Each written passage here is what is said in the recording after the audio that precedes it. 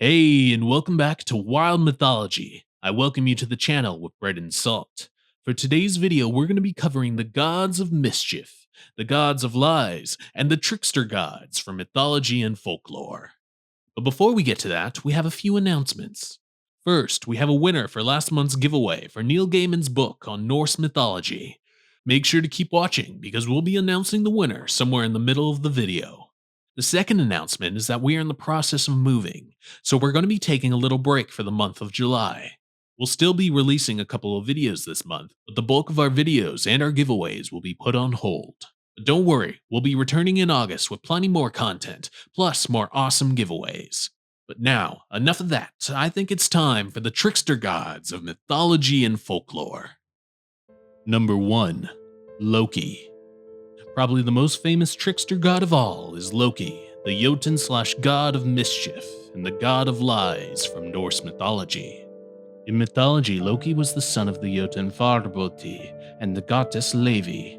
At some point, Loki exchanged blood with Odin, the king of the gods, making the two blood brothers. He would then eventually become married to Sigyn, and together they had two children known as Narfi and Vali. Later on, Loki would father Fenrir, Jormungandr, and Hel with the Jotun Angrboda, and after that, Loki was impregnated and gave birth to the eight-legged horse Sleipnir. Throughout mythology, Loki's role in the Norse myths usually involve him acting mischievous and playing tricks on other gods. Tricks that could range from silly jokes, such as teasing Thor for wearing a wedding dress, to malicious acts such as the time Loki tricked the blind god Herd into killing Baldur. One of Loki's most famous acts of mischief was when he decided to give Sif a haircut. Sif, the goddess of fertility and the wife of Thor, was taking a nap in a field when Loki came upon the sleeping goddess. Seeing an opportunity, Loki cut off all of her hair, which caused the goddess to totally freak out, a reaction that was very amusing for the trickster god. Unfortunately though, Thor found out what Loki had done to his wife. The Thunder God then threatens Loki to fix it, and so the Trickster God did so by having the dwarves build a beautiful golden headdress that looked like hair for the Lady Sif. Another famous act of mischief caused by Loki had to do with Baldur, the god of light. Baldur was the precious child of Odin and Frigg, and one night Frigg had a dream of her son's death. Wanting to make sure that her dream never came to light, Frigg traveled across the 9 realms and made every deity, mortal, animal, and object swear an oath to never harm Baldur. And so everything in the 9 realms made the oath, with the exception of the mistletoe plant. When Loki heard of this, he took some mistletoe and made an arrow with the plant's wood. He then tricked Herd into shooting his brother Baldur, causing the light god to die. When a message was sent to Hel, the goddess of the dead, to return Baldur to the living, the death goddess replied back, agreeing to return Baldur if every being and everything in the 9 realms wept for him. Unfortunately, Loki disguised himself as a giantess and refused to weep, making it impossible for Baldur to return to the living. As for the God of Lies, the most famous myth portraying this took place after Baldur's death. All the gods were having a feast when Loki barged in and began to insult every single being of importance with libel claims. He claimed that Sif was once his lover, despite the fact that she was the wife of Thor. He accused Freya, the goddess of love, with sleeping with every god, elf, and dwarf in the 9 realms. He then insulted Tyr, the one-handed war god, by claiming he impregnated his wife. When Thor finally arrived at the feast, Loki implied that he was a coward and reminded the Thunder God of the time he was strung along like a puppet by the mountain giant Utgard Loki. Unfortunately for the Trickster God, all these lies and insults, plus the part he played in the death of Baldur, got Loki bound to stone. His bounds were made from the entrails of his son Narfi, who was mangled to death by Loki's other son Vali, because the gods had changed the boy into a wolf. A venomous snake was put over the bound Loki's face, and the venom that would trickle down would cause the Trickster God extreme pain. There the God of Mischief would stay until the time of Ragnarok, where he would escape his bounds and declare war on the gods. Number 2. Hermes. In Greek mythology, Hermes was the divine messenger and the Olympian god of travelers, roads, boundaries, thieves, and cunning. As the god of roads, anyone that used them to travel fell under his domain, including merchants, shepherds, and of course, thieves. In fact, soon after being born, Hermes performed his very first heist. Hermes was the son of King Zeus and Maia, one of the 7 daughters of Atlas. Maia lived in the mountains, and after being born, she wrapped Hermes in a blanket and pulled him close to her as she drifted off to sleep. Being a god, Hermes matured extremely fast, and that night he snuck out of his mother's cave. After sneaking out, Hermes walked across the mountains and found the cattle of Apollo. Wanting them for himself, but not wanting to get caught for the theft, Hermes made the cows walk backwards, making it difficult to follow their hoofprints. He led them to a hidden valley in the mountains and then returned to his mother before the sun came up.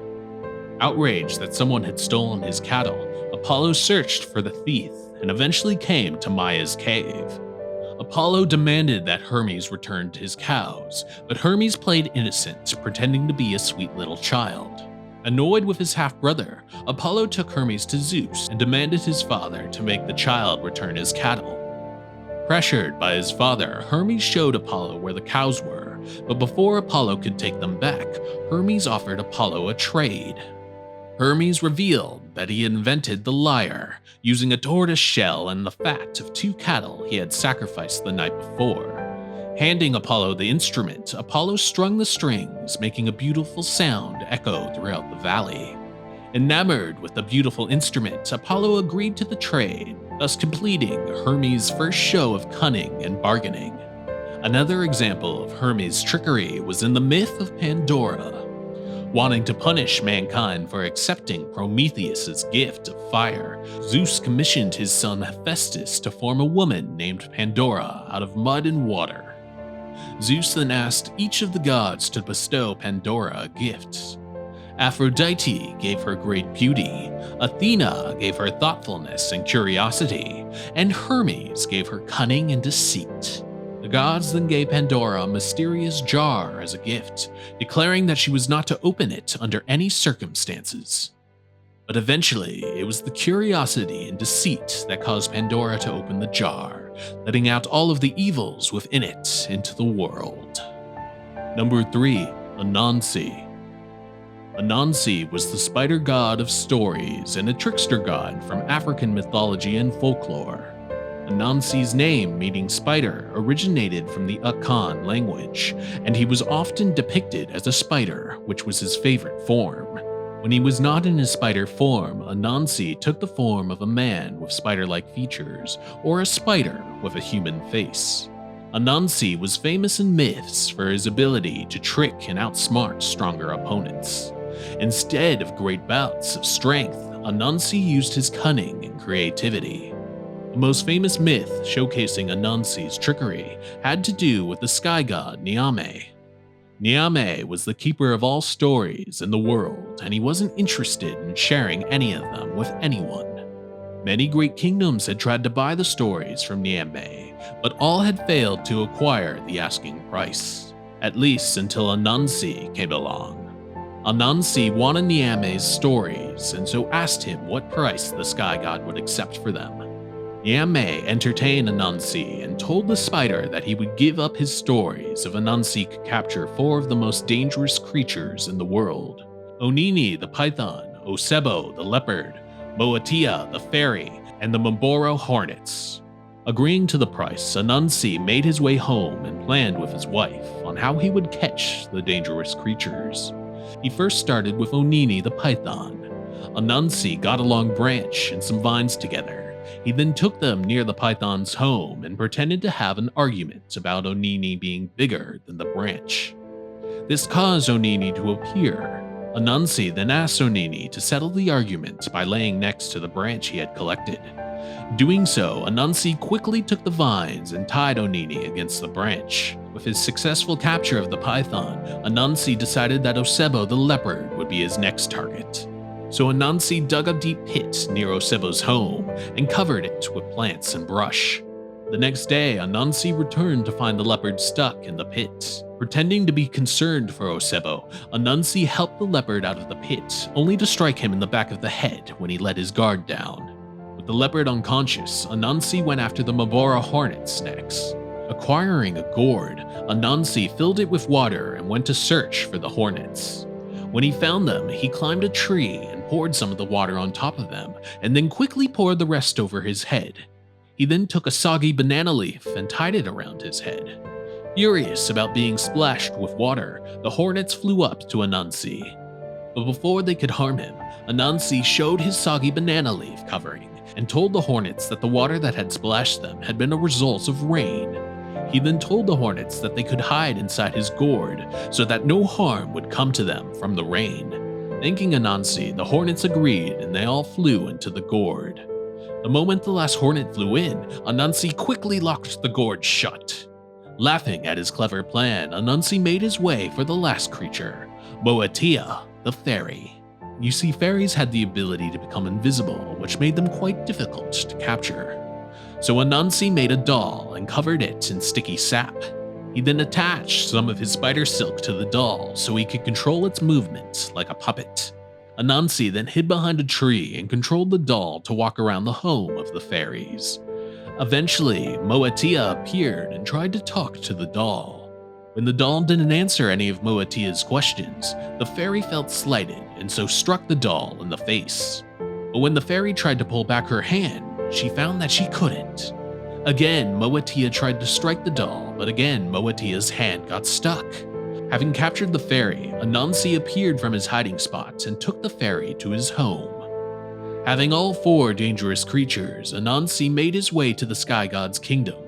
Impressed with Anansi, the Sky God kept his promise and declared that all the stories of the world now belong to the Spider God. Number 4. Maui. In Polynesian mythology, Maui was a demigod who was known to have amazing strength, the ability to shapeshift into any animal, and great compassion for humans. He was a hero and a trickster who used his abilities to better mankind. In mythology, Maui was born premature, causing his mother to abandon him into the sea. Luckily, the creatures and the spirits of the sea saved Maui and took him to a beach where he was found by his grandfather. After growing up with his grandfather, Maui went to search for his family and eventually came upon his mother and his 5 siblings. Being accepted back into the family, Maui grew suspicious when he noticed his mother sneaking away every night. So one night, Maui shapeshifted into a bird and followed his mother, only to discover that she was sneaking to the underworld to speak with his father, who was a guardian of the underworld. Revealing himself to his parents, his mother introduced him to his father and told Maui that in order to officially be recognized as a man of the family, he had to perform the ritual rite of passage. Maui agreed, and his father began the ritual chant. Unfortunately, Maui's father rushed the chant, causing him to make a mistake. Before this moment, no human had ever died, but because of the mistake, Maui and all of humankind were cursed with mortal lives. Furious with his father, Maui vowed that he would better the lives of humankind and find a way to make them and himself immortal again. And so he went into the world performing great deeds for humankind. He raised the sky up high so that the people and trees could grow tall. He caught the sun god and threatened him to stretch the days so that humans could properly grow crops and be kept warm. He fished up a great fish from the depths of the sea and created the Polynesian islands using its body. For harassing his sister, Maui killed the great eel Tatunaroa and threw its pieces into the sea, which funny enough transformed and became the numerous eels of the sea. After that, Maui took the great eel's head and dug it into the ground. The next day, from the spot where Maui planted the head, the first palm tree formed, followed by the growth of the first coconut. After performing these amazing acts, Maui performed his greatest trick. One day, while Maui was catching fish, he saw some smoke coming from an island. Curious, Maui went to investigate. When Maui arrived at the island, he found Mahueka, the goddess of fire, who was using her fingernails to light fires and cook her food. Curious about the flame, Maui asks the goddess if he could examine one of her fingernails. Agreeing, the goddess handed Maui a fingernail, but he instantly snuffed out the flame. Asking for another, the goddess handed over another nail. This continued and happened numerous times, making the goddess angry. Having enough of Maui, the fire goddess attacked him by launching her fingernails at him. But Maui was clever. He dodged most of her attacks and then tricked her into embedding her nails into some trees and plants. After quickly collecting the wood and plants that were hit by the goddess's nails, Maui escaped. He then took the wood to humankind and showed them by rubbing two sticks together how to make fire. Hey, it's time to announce the winner for last month's giveaway. Congratulations, Matthew Gordon. You have won our June giveaway for Neil Gaiman's book on Norse mythology. We'll be getting in contact with you so we can get you your book as soon as possible. Now, back to the Gods of Mischief. Number 5. Coyote. From Native American mythology and folklore, we have the trickster deity Coyote, who often took the form of an actual coyote, or that of a man with coyote-like features. Stretching out among numerous native cultures, there are many stories, myths, and legends involving Coyote, depicting him as a trickster, a troublemaker, and a fool. In one myth, the creator god Karya told man to make numerous bows and arrows in various sizes for all the animals in the world. After doing so, Karya invited all of the animals to his location and declared that the next day man would give the longest bow to the most powerful creature and the shortest to the weakest creature. Hearing this, all of the animals cheered, and as they fell asleep, they all dreamed of being gifted the longest bow. All except for one, that is. Coyote thought that if he was the first creature to appear in front of man in the morning, that he would be gifted the longest bow. So Coyote decided to stay up all night, but as the hours went by, Coyote grew sleepier and sleepier. Coyote tried dancing, skipping, and jumping to stay awake, but still he drifted closer and closer to sleep. As a final measure, Coyote propped his eyelids open with sticks so that the light of the sunrise would glare into his eyes. But unfortunately, the sticks broke and pinned Coyote's eyes closed, making him sleep through the ceremony. When the sticks were pulled from his eyes, Coyote woke to all the animals wielding bows. Cougar had been gifted the longest, while Bear had been gifted the second longest. The only bow left to hand out was the shortest. As all the animals laughed at Coyote's failed plan and the fact that he would be the weakest animal, man felt pity for Coyote. So he went to the creator god Karya and asked him to help Coyote. Hearing Coyote's story, Karya agreed to help and gave Coyote more cunning than any other animal. In other myths, Coyote was a hero, such as the time he stole fire for humans.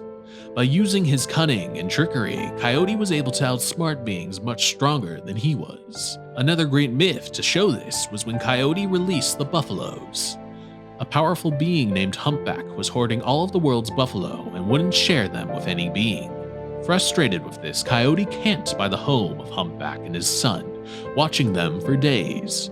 Having an idea, Coyote transformed himself into a bird and appeared before the boy. Being very lonely, the boy begged his father to let him keep the bird, but Humpback didn't trust any animal. The next day, Coyote transformed into a dog and appeared before the boy. The boy once again begged his father to let him keep it as a pet. Angry that the dog snuck onto his property, Humpback was about to kill the disguised Coyote when he saw his son's tears. Reluctantly agreeing, Humpback let his son keep the dog. That night, when the father and son were asleep, Coyote opened the gates and released the buffalo, thus letting the buffalo out into the world. And there it is, I give you 5 gods of mischief for mythology and folklore. I hope you enjoyed the video. If you would like us to cover something from mythology, folklore, or legend, make sure to leave a comment and we'll add it to our video list.